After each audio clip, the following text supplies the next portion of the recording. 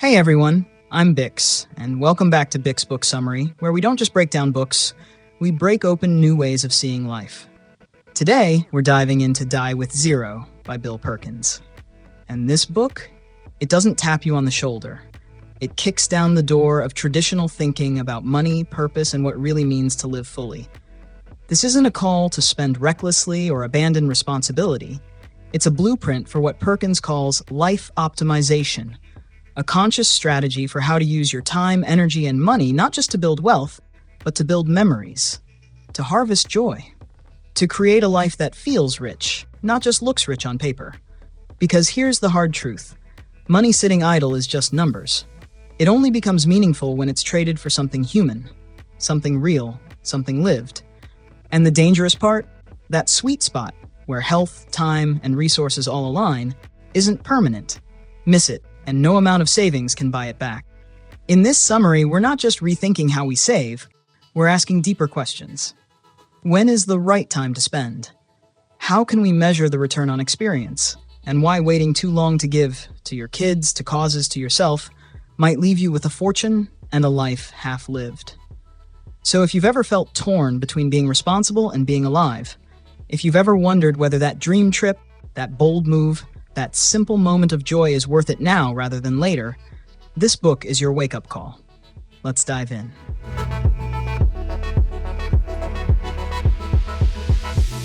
Bill Perkins asks a question that hits you like a gut punch.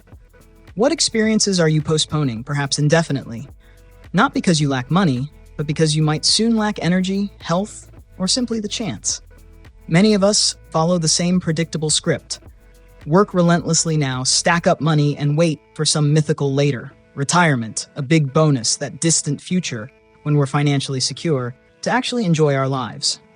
Take that cooking class. Later. Hike that breathtaking mountain trail. Later. But Perkins challenges this traditional view by highlighting a harsh truth. By the time you have enough, you might no longer have what truly counts: your physical ability, your flexibility, your vibrant enthusiasm to fully savor those experiences. To tackle this powerful insight, Perkins introduces the idea of time buckets, a method of organizing your life into clearly defined 10-year windows: your 20s, your 30s, your 40s, and onward. Within each of these periods, you consciously ask yourself, what experiences uniquely fit this chapter? What should you prioritize right now, instead of deferring it to a future version of yourself who might not even be able to enjoy it? Consider this. Maybe climbing the Himalayas is a lifelong dream, but that dream doesn't wait forever. At 65, dealing with joint pain, lower stamina, and less resilience, that experience will be drastically different, or even impossible. The bucket has expired. Why wait until the thing you've longed for becomes something you'll never fully experience? The time bucket method isn't just a technique for structured dreaming. It's about deeply respecting your life's unfolding stages. Some adventures are best experienced when you're young and fearless, while others fit beautifully into middle age or retirement. But all of them require conscious recognition of your ever-changing physical, emotional, and social capacities, not just your financial situation. What makes the time bucket strategy genuinely transformative is that it doesn't merely list dreams. It puts a ticking clock on them. Suddenly, the urgency becomes clear. Instead of vague dreams floating indefinitely into your future, your plans become tangible, immediate, compelling. Each bucket comes alive with intention. Perkins reminds us with gentle intensity, don't let your peak earning years overshadow your peak living years. We often live as if money is the scarcest resource, but in truth, time is the ultimate finite currency. You can always earn more money. You can't rewind the clock to relive 29 or 37, or that magical summer when your kids still thought you were the coolest person alive. Rather than deferring joy out of a misguided pursuit of security, deliberately align experiences to the seasons of your life where they naturally belong. By doing this, your existence transforms from a relentless grind into a colorful tapestry woven from irreplaceable, meaningful moments. Perkins drives this point home with a profoundly moving story. A man diligently saved his whole life, carefully guarding every dollar for his dream retirement, a luxurious world cruise with his wife. But by the time he finally booked the journey, His wife's health had dramatically deteriorated. She was too frail, too exhausted, unable to travel, let alone enjoy the trip they once eagerly envisioned together. And the heartbreaking realization? They had waited too long. The tragedy wasn't about insufficient funds. It was about their profound miscalculation of time. Let this story resonate deeply with you. Take a moment right now, pause, and honestly ask yourself, what experience do you keep pushing off to some distant day? Which time bucket does that experience truly belong to? And what small step could you take today, not someday, to start genuinely living your life instead of postponing it?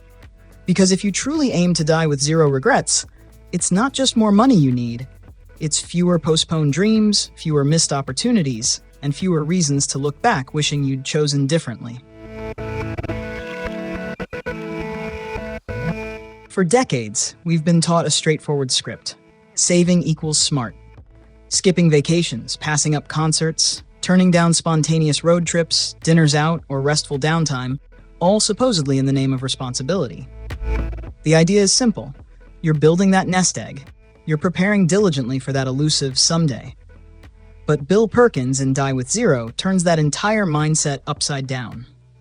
He boldly claims that if your net worth keeps climbing even after retirement, if you're still accumulating wealth after age 65, you haven't won the money game. You've lost at life. Why? Because every dollar sitting untouched in a savings account represents more than just money.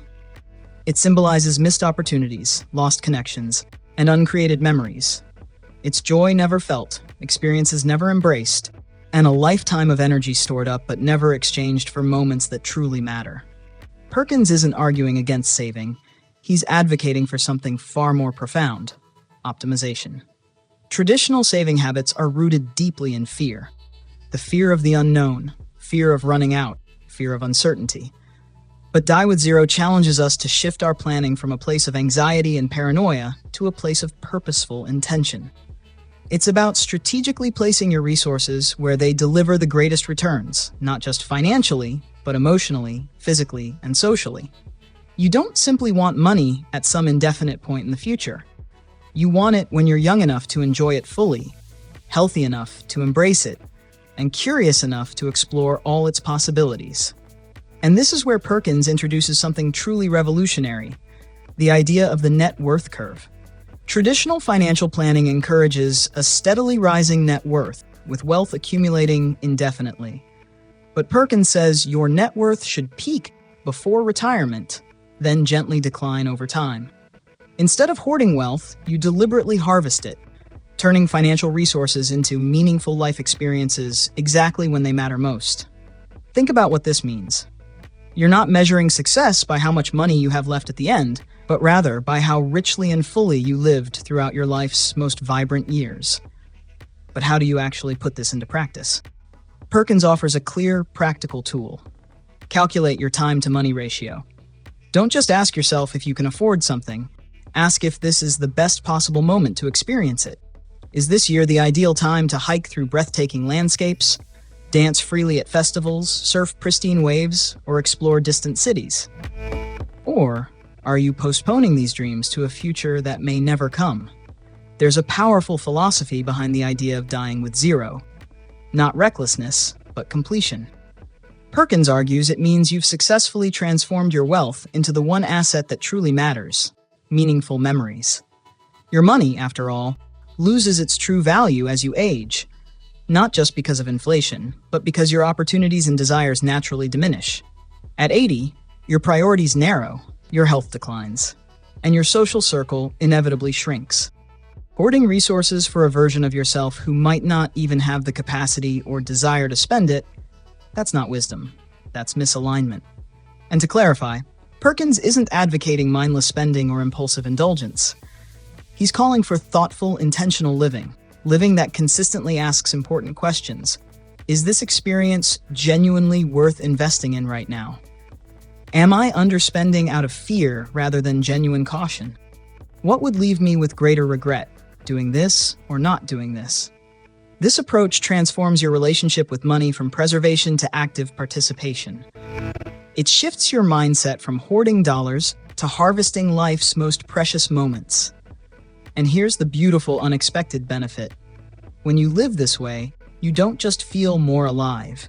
You experience a profound sense of financial peace. Money stops being an anxiety-inducing scoreboard and becomes exactly what it was always meant to be: a powerful tool, ready to enhance and enrich your life. So, pause for a moment and reflect deeply. Are you saving with clear purpose or out of hidden fear? What would your life look like if you trusted yourself enough to spend with joy rather than guilt? Because true financial mastery isn't measured by how much money you leave behind. It's measured by how few dreams you leave unfulfilled.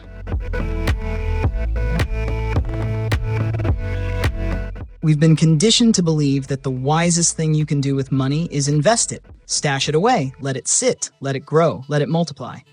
And in purely financial terms, sure, that strategy holds up. Compound interest, long-term returns, safety nets, it all makes perfect sense on paper. But here's what no spreadsheet ever shows: the emotional return, the spiritual payoff. The part of life that isn't measured in percentages, but in presence, joy, and depth of experience. That's where Bill Perkins turns everything upside down and gives us a lens that feels both radical and refreshingly human. He proposes a bold reframe. The best investment isn't the one with the highest monetary return, it's the one with the highest return on memory. Let that land. Because yes, money compounds in value over time, but memories? They compound in meaning. A trip you take in your 20s isn't just a one-off event, it lives inside you. It becomes a thread in the fabric of your identity. You remember it during quiet walks, in conversations, in old photos, in unexpected smells or songs. It makes you feel something. Again and again. Every time you revisit it, it pays emotional dividends. And that richness, it doesn't fade. It grows deeper with time. But the opposite is just as true. The experience you didn't have, the road not taken, the plan postponed indefinitely, the dream deferred until it quietly died, those create a different kind of compound effect. Regret, gaps in your story, a quiet ache of what could have been, a highlight reel that never got made. And that's the brutal truth. You can't outsource memories. You can't schedule them for later like you do with investments. You can't retroactively insert them into your past. You either lived the moment, or you didn't. You were there, or you missed it. That's why Perkins urges us to front-load our lives with meaningful experiences, especially in our younger decades. Because the earlier you experience joy, connection, spontaneity, or awe, the longer you get to relive and cherish those moments. Experiences don't just age well, they age with you. They evolve in your memory, becoming deeper, richer, more treasured with time. That's emotional compound interest. Now, don't mistake this message for permission to blow your savings on extravagant vacations or reckless spending. That's not what Perkins is advocating at all. What he's saying is this: prioritize experiences that align with the season of life you're in. You don't need luxury to make a memory. A messy road trip, a long stargazed night at a cabin, learning a new skill just because it excites you, cooking a meal from scratch with someone you love. These things don't just mark time, they give time meaning. And one of the most beautiful truths he shares is this: who you share your experiences with matters just as much, if not more, than the experience itself. Relationships amplify everything. A quiet sunrise alone is serene. A quiet sunrise holding someone's hand, that's the kind of moment that imprints on your soul. So don't just invest in the experience, invest in sharing it, especially with those who won't always be around. Because when you zoom out and look at your life, really ask yourself, what moments shine the brightest? It's never the number on your bank statement. It's the memory of uncontrollable laughter over something stupid. The weekend you got lost but found something better. The night you opened your heart fully and felt deeply seen. The feeling of wind on your face, music in your ears, and someone by your side. Those are the true returns. The real wealth. The memories that don't just stay with you, they shape you. So Perkins invites us to ask better questions, not, how can I save more this year, but what unforgettable moment can I create this year? What experience will become a future treasure? What can I do now while my body, heart, and time still say yes? Because money, it will come, it will go. But memories, they stay, they echo. And they're the only inheritance you give yourself that no one can ever take away.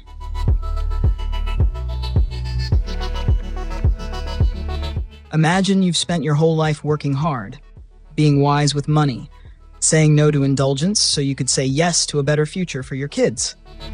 You save diligently, invest smartly, and when your time comes, you leave behind a substantial inheritance. On paper, it looks noble, like the final chapter of a responsible life.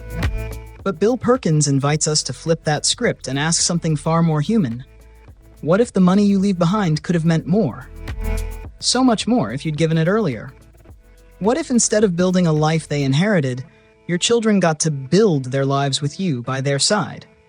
Supported, seen, and celebrated. What if your gift wasn't just a safety net after you're gone, but a launch pad while you're still here? That's the heart of Perkins' bold approach to giving. Don't wait until death to be generous. Give when your generosity can change someone's life, not just decorate it. He points out something many of us never stop to consider. Most inheritances are received around age 60, well after the sleepless nights, the risky starts, the crushing debt, the years of juggling work, kids, and dreams on pause. At that age, money might be appreciated, but it's rarely transformational. The real pressure, the make-or-break moments, those happened decades earlier. Now imagine what even a fraction of that inheritance could have done at 25 or 30. Paid off student loans, sparked a business, funded a year abroad, allowed for space to breathe, to heal, to build. That's the difference between money as comfort and money as momentum. So Perkins asks the radical but deeply grounded question, if you plan to give anyway, why wait until the moment they no longer need it? And this isn't just about children, it's about every relationship that matters. A friend who's struggling to make ends meet. A sibling with a dream but no safety net. A parent who sacrificed so you could rise. A cause you believe in with your whole heart. Instead of holding off with plans for a donation in your will, what if you brought your giving forward? What if you could see the smiles, feel the gratitude, hear the stories? What if your generosity became a shared memory, one filled with hugs, laughter, and connection, instead of a quiet transaction after you're gone? Because there's something else that happens when you give while you're still here. You get to live your legacy. You get to experience the ripple effect of your kindness. You get to witness the joy, the relief, the possibility that your help unlocks. And in doing so, you turn money from a number into something deeply sacred. Perkins tells the story of a man who had always planned to leave a large donation to a charity after his death. It was a nice thought, a generous one. But then someone asked him, why not give now so you can see what happens? That one question shifted everything. He donated early, he visited the community, he met the people, and instead of being remembered with a plaque, he got to be remembered with moments, with stories, with connection. He didn't just leave an impact, he lived it. That's the essence of this message. Legacy doesn't have to be something you leave behind. It can be something you step into right now. So here's your invitation. Not a guilt trip, but a gentle, powerful nudge. Don't think of giving as a last gesture. Think of it as a living, breathing act of meaning. And when you give more than just money. Give your presence, your time, your encouragement, your love. Because here's the truth most people miss. No matter how generous the check is after you're gone, it will never carry the warmth of your voice. The feeling of your support in the moment. The memory of a shared laugh, a helping hand, a moment that said, I see you, I'm with you. So ask yourself, who in my life could use a lift right now? Not one day. What kind of joy, freedom, or momentum could I offer just by showing up? And what kind of memory could we create together if I stopped waiting for the perfect time to give? Because yes, giving later is still giving. But giving now, that's legacy in real time. And that's what makes it unforgettable.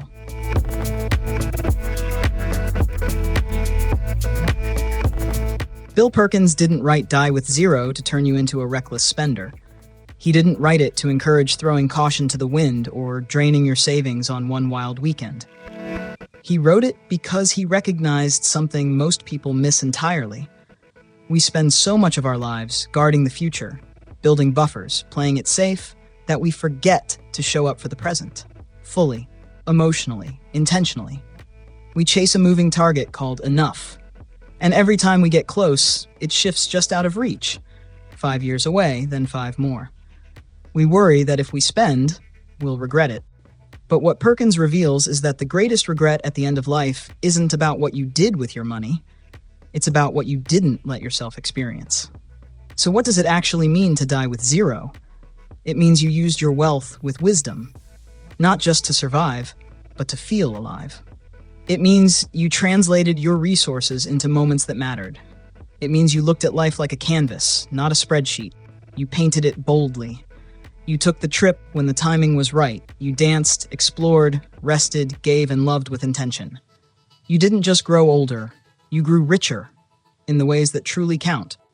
To die with zero is not to die broke, it's to die complete. It's to leave this world with a life fully lived, not a bank account full of untapped potential. Perkins challenges us to stop saving our generosity for our last breath. Stop waiting for retirement to start actually living. Life isn't a rehearsal. The present isn't a placeholder. And the question isn't just, did you have money? It's, did you use it to build something meaningful? Because let's face it, the world doesn't need more people with untouched portfolios and untraveled passports. It needs more people who showed up, who risked being fully here, who didn't wait until someday to tell their stories or build their memories. This book isn't selling fantasy, it's offering strategy. It's a mindset rooted in awareness. Instead of obsessing over how long your money will last, it asks, how can your money elevate the time you still have? How can it make these years, the years when your heart is still open, your body still willing, your connections still vibrant, count? Die with Zero leaves us with a quiet but powerful blueprint for a different kind of wealth. Plan with care, but don't wait too long to taste the joy. Give when it creates momentum, not just comfort. Measure your success not by what you kept locked away, but by what you set free into the world. And remember, money is not your legacy. Life is. In the end, no one's going to carve your bank balance into your gravestone. What will remain are the echoes of your laughter, the stories they tell about your courage, the warmth you left behind in the lives you touched. So don't live to die rich. Live to die empty of regret, full of memories, and at peace with the truth that you didn't just save your life, you lived it.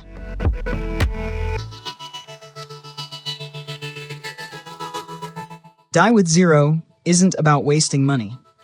It's about honoring it, about using it with intention, with courage, and with heart. It's about recognizing that life isn't some endless rehearsal.